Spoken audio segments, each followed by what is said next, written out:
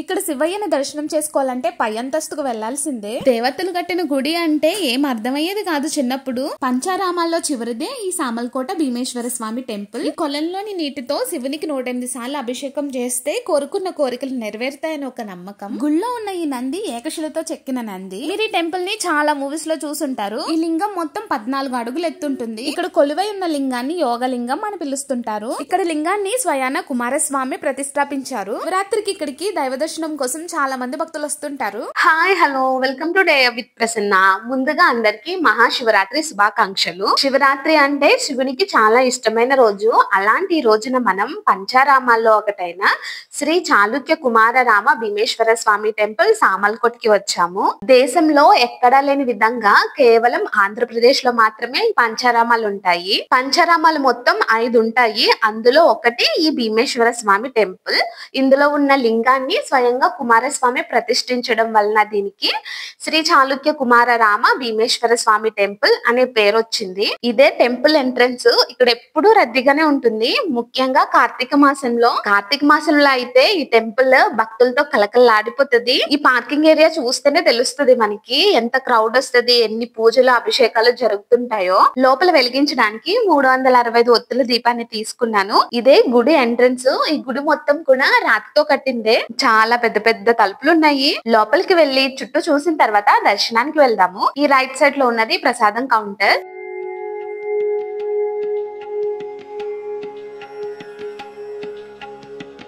లోపలికి వెళ్ళిన తర్వాత మనం లెఫ్ట్ సైడ్ కి వెళ్తున్నాము. ఇక్కడ వేటు దర్శనం అని బోర్డు ఉంది. ఇంకా స్థల పురాణం గురించి కూడా రాసుంది. చుట్టూ పచ్చని పంట పొలాలతో ఈ టెంపుల్ చాలా ప్రశాంతంగా ఉంటుంది. లోపల ఉన్నది కాలభైరవ స్వామి. పసుపు కుంకుమ పాలు అలాంటివేమి విగ్రహం మీద వేయకండి, ఓన్లీ వాటర్ తోనే అభిషేకం చేయండి అనేసి రాసుంది. నేను ఈ టెంపుల్ కి వచ్చి ఆల్మోస్ట్ 2 years అవుతుంది. ఈ టెంపుల్ కి ఎప్పుడు వచ్చినా సరే మంచి పాజిటివ్ వైబ్స్ వస్తాయి. కూర్చోడానికి బెంచెస్ కూడా ఉన్నాయి. చుట్టూ పొలాలు ఉండడం వల్ల చల్లని గాలి వస్తుంది.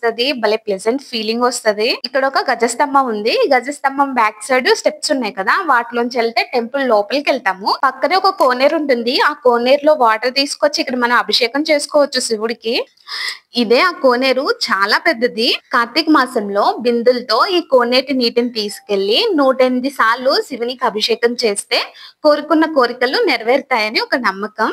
నా మ్యారేజ్ కి ముందు నేను ఇంకా నా ఫ్రెండ్స్ ఒక 10 members వచ్చి 108 సార్లు అభిషేకం చేసాం సరదాగా. కాళ్ళు పట్టేసాయి కానీ కోరుకున్న కోరిక మాత్రం చాలా ఫాస్ట్ గా నెరవేరింది నాకు. తర్వాత చాలా సార్లు నీళ్లు పొయ్యాలి అనుకున్నాను కానీ ఎప్పుడు కుదరలేదు. అలా చెయ్యాలంటే కూడా పిలుపు రావాలి అంటారు కదా. చుట్టుపక్కల మొత్తం కూడా కొబ్బరి చెట్లే. తెప్పోత్సవాలు కూడా జరుగుతుంటాయి ఇక్కడ. ఈ బ్యాక్ సైడ్ నుంచి కూడా లోపలికి ఎంట్రీ ఉంటుంది.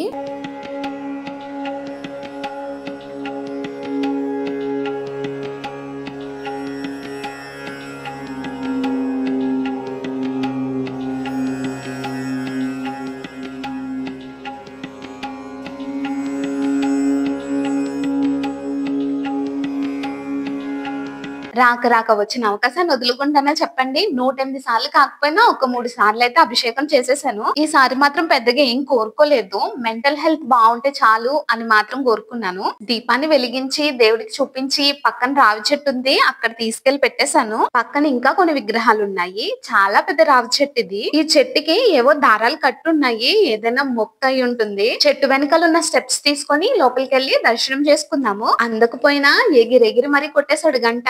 ఇక్కడ మనకి ఎంట్రన్స్ లోనే దేవుడి వైపు చూస్తూ కూర్చున్న ఒక పెద్ద నంది కనిపిస్తుంది. ఇది ఏకశిల నంది. మీరు ఈ టెంపుల్ ని చాలా మూవీస్ లో చూసుంటారు. ఫర్ ఎగ్జాంపుల్ బొమ్మరిల్లు మూవీలో లాలు దర్వాజా సాంగ్ ఈ టెంపుల్ లో షూట్ చేసిందే.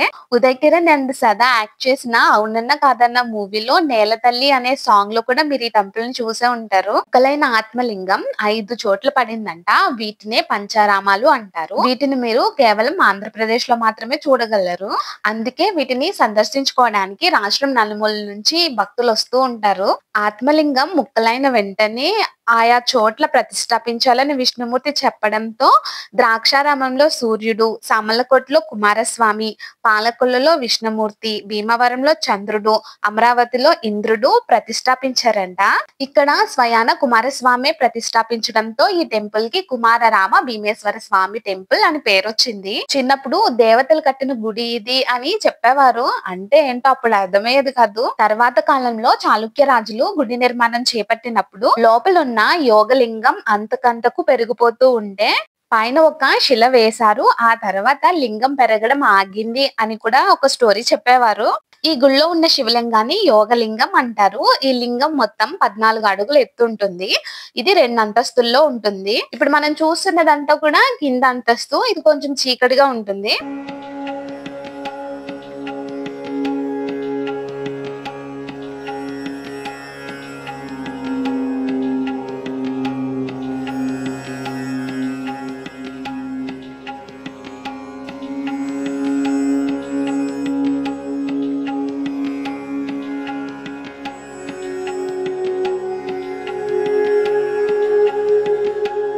కింద దర్శనం చేసుకున్నాం కదా, ఇప్పుడు ఇక్కడ నుంచి పైకెళ్ళి పైన కూడా దర్శనం చేసుకుందాము. ఈ లోపు బయట ఉన్న ప్లేస్ మొత్తాన్ని ఒక లుక్ వేసేద్దాం రండి.